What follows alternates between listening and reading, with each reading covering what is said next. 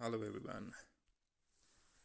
A very good morning from Darjeeling over here, the Queen of the Hills. And this is the Seek the Truth, and the truth shall set you free.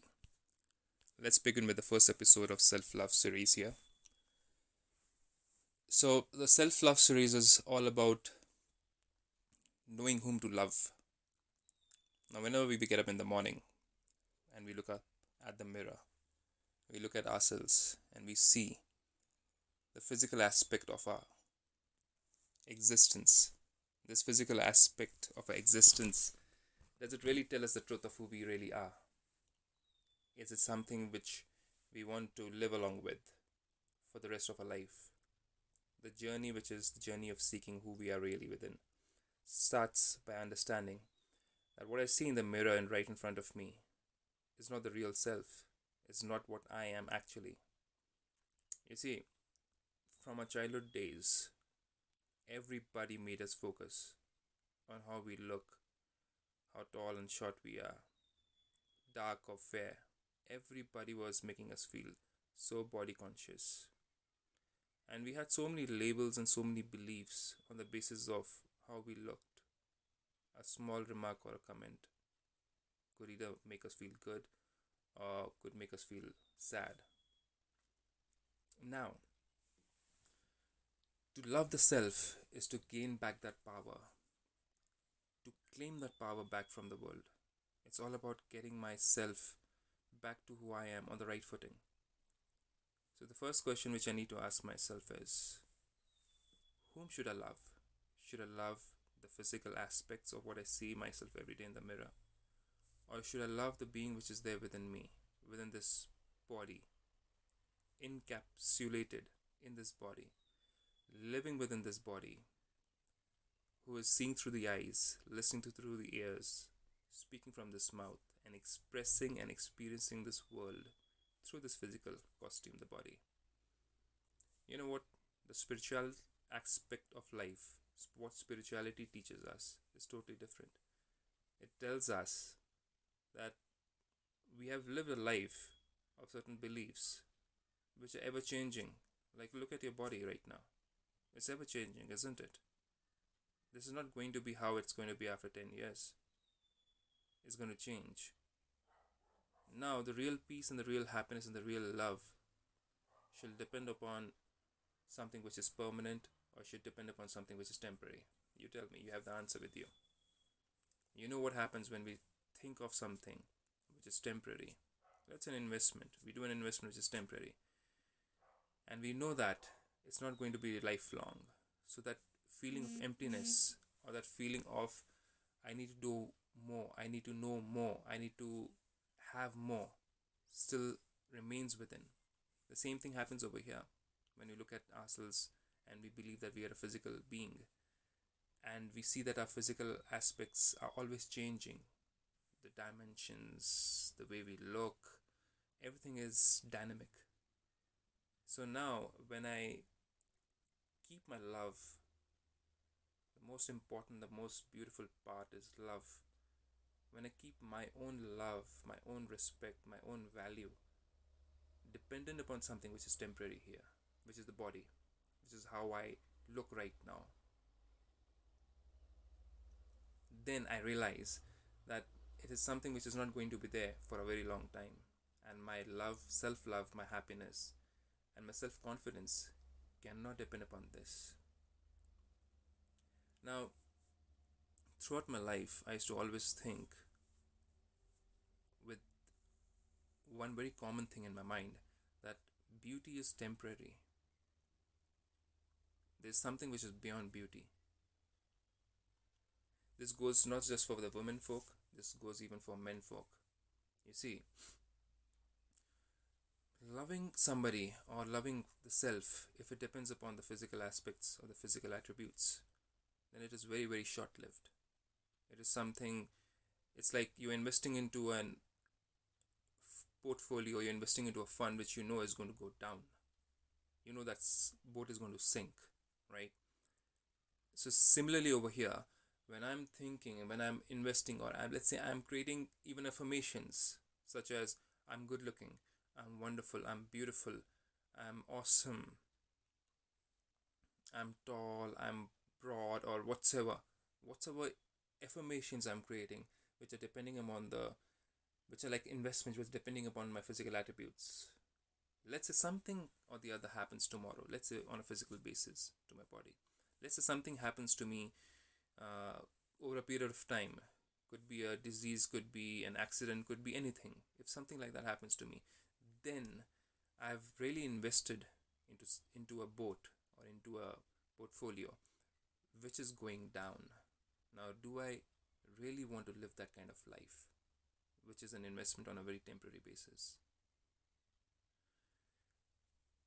The paradox over here is that we live in a society, we live in a world, we live in a info world, let's say, or infotainment world, where everything or the value or the respect is all based on how we look. It's like when you're sitting in a car, an okay looking car, a good looking car, whatsoever you want to name it as. It depends upon different people. The perspective is different. For some, a Maruti would be good. For some, an Alto would be good. For some, a Mercedes would be good. And for some, a Porsche would be good.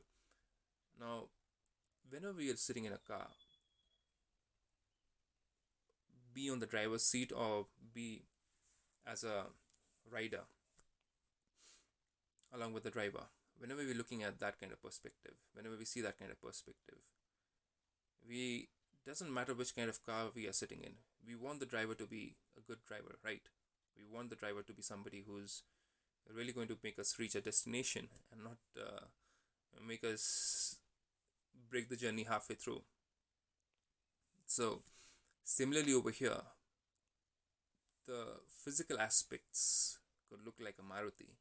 The physical self could look like a Fiat, could look like a Mercedes, could even look as beautiful as a Porsche. That's the physical aspect. Different bodies, different physical aspects, right? But the thing is, how about the driver within? That driver who's driving this body, a form of car itself, right? The one who's driving this body. Shouldn't one focus on the driver equal as much as is the body, or maybe even more? Because if the driver isn't a good driver, then obviously the car doesn't have a lot of aspects of survival, or the car doesn't have a long journey to go then. So now, the self love also depends upon certain aspects like self confidence, self value, self importance, self respect. Now, from childhood, from the time we were born, we have been taught to see ourselves on a physical basis. Even love has come to a point where the outer beauty is the main aspect which decides how much of love will I receive from people. Not just that, physical beauty of somebody also decides how much love are they going to receive. It's a double-edged sword, isn't it? So let's say a beautiful woman or a handsome man. Well, perspectives are different. For different people, the same person might not be good looking. The same woman might not be good looking. Howsoever, let's take a general scenario over here. A good looking man or a good looking woman has more chances of being loved, has more chances of being appreciated, has more chances of receiving elevated respect, elevated value. Now, living in a society like this, how much of a chance do you stand, or do I stand, to receive or to have that kind of self love and self respect and self value? Now, this is where we want to question ourselves. How do I come out of this kind of limiting belief? Because it is limited to my physical aspects, isn't it? It is something which is constraining me, or it's constricting me, or it is limiting me to have my love for myself on the basis of what value do I receive from people depending upon how I look, what respect do I receive from people on the depending upon how I look. Now some people are living in a cocoon from right from their childhood, and they're living in a belief system, in a value system, a value based society system where since the physical attributes are given so much of respect, that it becomes very, very difficult for that kind of person, or let's say that soul, that driver within that body, to breach out of that cocoon, come out of that cocoon, and start loving the self. Now, this is the first level. Let's say the game of life. We all are playing the game of life, right?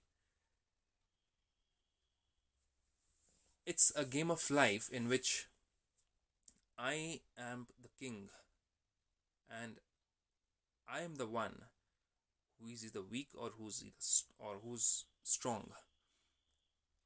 I sincerely, really wouldn't like to live a weak king's life, would I? Now the king, thinking about its boundaries, thinking about its kingdom, feels that I am limited to a certain extent, wouldn't be a strong king. Similarly, over here, when I, the king, the soul which is sitting in this body, and when I look at my kingdom, which is on a physical aspect, my physical attributes, my physical beauty, my physical representation in this world, and I see that I am limited in this order, I wouldn't feel powerful at all. And many of us who are living this kind of life till date, irrespective of what age have we reached, are living a life of lack of self-love, are living a life of lack of self-appreciation, are living a life of lack of self-confidence. And right now is the time actually to breach this boundary. If we don't breach this boundary right now, we are always going to be living in that kind of world where small comments, small taunts over our physical aspects are going to hurt us very, very deep. And some of you might be hurt today. Some of you are living in that kind of life where you are deeply wounded because of that comment in childhood from your parents, from your society, from your friends, which has gone so deep within you, because the belief of I am a body, or I am what I look, I am what people tell me as I look, and what I feel within me depends upon that, is something which needs to be totally shattered today. That belief system needs to be overcome. Well, throughout in our society, there are examples, very less though, there are examples of people who have lived a life beyond the physical attributes. Yes, you might be knowing a couple of them. They have attained heights of doing things beyond the physical capacities too. Yes. So what do you think is different in them? What do you think is different about them? What do you think their belief systems must be? What do you think they must be thinking throughout the day beyond their physical limitations that had helped them to reach their levels? You can take so many names. Mother Teresa, she did not depend upon her physical beauty to achieve greatness. Nelson Mandela did not need that physical beauty or physical handsomeness to reach those kind of belief systems, to reach success, to have victory over self. So there's something which is beyond the physical aspect of us which we need to dwell into. Otherwise, it's going to be a very, very dark life ahead. If you don't come out of this physical attribute, belief system, a dependency on what people think about me on a physical basis, or what I think about myself on a physical basis, then it's going to be very, very, very, very difficult to actually live a life. And it is difficult actually, because 95% of humanity is actually living in that kind of belief system. Trust me. You have the tube, even the YouTube where I'm putting up these uh, talk shows, the podcast, 95 to 99% of YouTube is all about paying attention to the physical. It doesn't mean that you don't take care of your physical health. That is important. A good looking car, a well to do engine in that car supports the driver too, right? To run it for a long distance. Same goes here. The heart, the kidney, the lungs, the digestive system, everything is important. The system is important. The look of the vehicle can be given 10% to 20% importance, but not 80%, not 90%. The physical health can be given a higher priority than how you look from the outside, isn't it? Because at the end of the day, how you look, how tall, how thin, or how muscular, or how good looking, how well shaped you are. Today in this world, the World Health Organization also says what you look outside, what your skin looks outside, doesn't tell you what you are living inside from a health point of view. Not just that, even our health conditions are actually depending upon, as per WHO, 95% of our health conditions are psychosomatic. So psychosis or psychosomatic thinking is deciding what is going to be my health condition. This is where we get the lead. Spirituality also talks about the same thing. What you think is what you become. Your thoughts shape your reality. And mind you, in spirituality we also say that those of you who believe in rebirth and those of you who don't believe in rebirth, doesn't matter, but every second, every moment you're shaping your body. Every 7 years your body cells are changing. Your brain cells, your liver cells, your stomach cells, your heart cells, everything is changing. Within 7 years you are a new human being. Well, the being is the soul, and the human is the humus, made out of 5 elements. Your physical aspect, the Greek word humus. So, coming back to the driver, coming back to the thoughts, the originator of the thoughts. Many of us in science believe that the brain is the one who's doing the thinking, right? Now, this is where I would like to ask you a question. One single question. Do I say the sentence when I point towards my body? Do I say my body, or do I say I the body? Right? You get the difference? My body and I the body. We say my body. Now this is a thing about ownership. This is about owning something. When I say my body, I am different. I am the owner, and my body is different. So that means the owner is different. It's just like saying my house, my mobile phone, my clothes. The one who owns the clothes, the mobile phone, or the house is different, isn't it? Similarly over here, the owner of the body is different. I never say I the body, because even the brain is part of the body, right? So the brain can't say I the brain. That means there's some other entity which is saying my body. I even say my brain. I don't say I the brain. I say my brain, isn't it? Isn't that right? So when I say my brain, that means I am a separate entity who's the owner of the brain. Let's say brain is the whole mechanism, the whole system which is running the car, an intermediary system which is helping me to interact with the car, and I'm sitting as a soul on the steering wheel, the being, the conscious being. So now let us focus onto the being. Now the physical aspects, the physical beauty which we spoke about, is about the car, the physical beauty. But now the driver is the soul. The soul is the being which is actually driving the car. Now this being has not been given any attention right from our childhood. All we have done is focused only on the car, beautifying the car, changing aspects of the car, getting things for the car. How much of time have we spent on taking care of the being within? Now, taking care of the being within doesn't mean gathering knowledge which is worldly knowledge. Right from our schooling, we gather all the knowledge which is all about the five elements again, be it physics, be it biology, be it mathematics. It's all about the physicality around us. The shapes and sizes, everything around us is about physicality.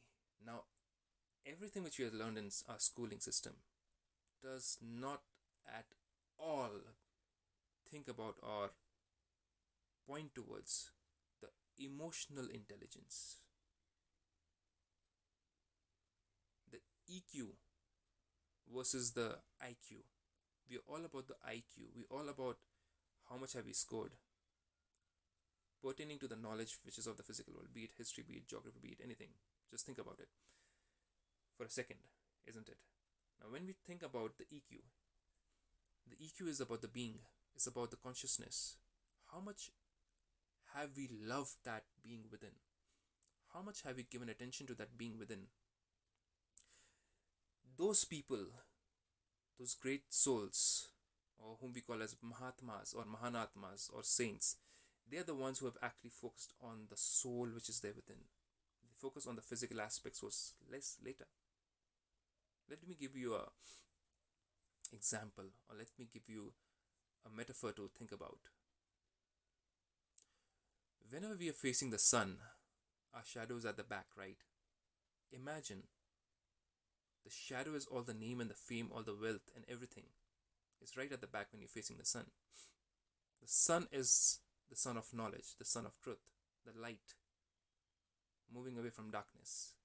The darkness is behind us. It's the shadow which is behind us, right? So that is the darkness. Money, wealth, prosperity, and name and fame.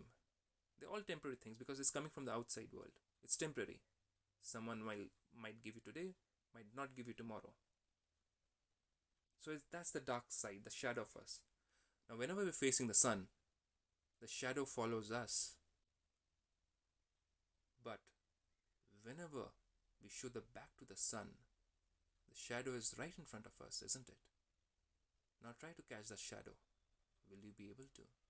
The more you walk towards the shadow becomes longer and longer and longer. Very simple physics, isn't it? You know it very well. The more you walk further away from the sun, the shadow grows longer and longer. It becomes difficult to catch hold of it. It grows longer and longer and longer.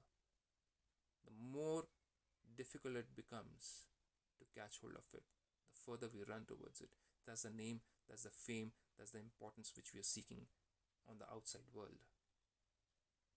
Now when we face towards the sun, towards the truth, towards the fact, towards the right knowledge, towards spirituality, towards the being which is there within me, when I'm focusing on that soul within me, and when I start loving that soul within me, when I start taking care of my emotions within me, when I start questioning those beliefs which have actually decided how I feel till today,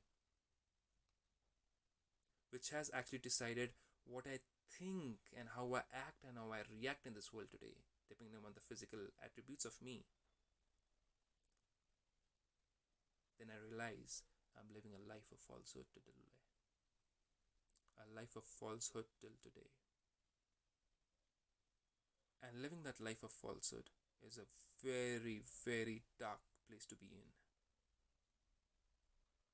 Expecting to be loved on the outer aspects, be it physical beauty, be it physical attainments, is a very, very dark side to be in. One's heart is feeble, is weak when it depends upon the things outside or what people think about us outside, on the basis of how we look, what we have attained. Do you really want to be in that place? Do you really want to love your temporary investment? Do you really want to love that boat which is going to sink, the outer physical beauty boat, the outer physical good look boat, or the outer aspects of our life boat? Do you really want to live in that kind of life? If not, then this is a time to have a paradigm shift, to move towards soul consciousness, to love the being which is there within. How to love that being is what we're going to discuss, or we're going to talk about in the next episode. So I leave you with this thought. Leave your comments, leave your suggestions. If you have any other more aspects to be discussed, if you have any other pointers which you want to go or dwell into, which you want to discuss about, leave your comments. I'll get back to you soon. Have a good day. Enjoy yourself. Shabak Khair. Goodbye.